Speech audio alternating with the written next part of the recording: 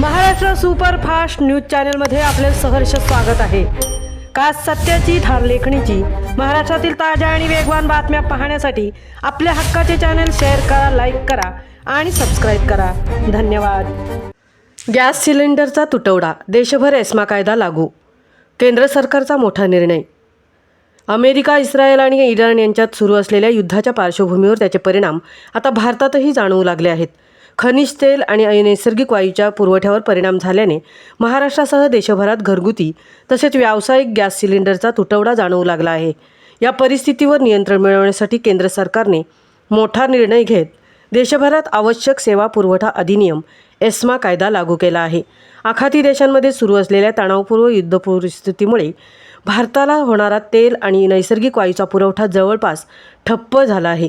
त्यामुळे LPG gas cylinder, नैसर्गिक वायू आणि औद्योगिक गॅसच्या पुरवठ्यावर परिणाम होण्याची शक्यता व्यक्त केली जात आहे। सामान्य नागरिकांच्या दैनंदिन जीवनावर परिणाम होऊ नये आणि आवश्यक सेवा सुरळीत सुरू व्हाव्यात याकरता केंद्र सरकारने हा कायदा लागू केला आहे। इसेन्शियल सर्व्हिसेस मेंटेनन्स ॲक्ट 1971 हा कायदा अत्यावश्यक सेवांचा अखंडित पुरवठा कायम ठेवण्यासाठी तयार करण्यात आला आहे। या कायद्यामुळे अत्यावश्यक सेवांमध्ये संप, कामबंद किंवा साठेबाजी होऊ नये याकरता सरकारला विशेष अधिकार मिळतात। सामान्य जनतेच्या जीवनाशी संबंधित सेवा सुरळीत ठेवणे हा या कायद्याचा मुख्य उद्देश आहे।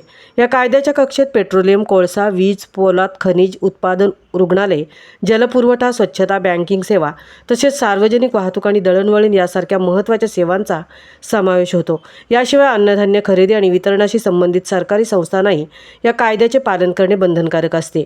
या कायद्याच्या अंमलबजावणीमुळे आवश्यक वस्तूंची साठेबाजी, काळाबाजार आणि कामबंद यावर नियंत्रण ठेवता येते।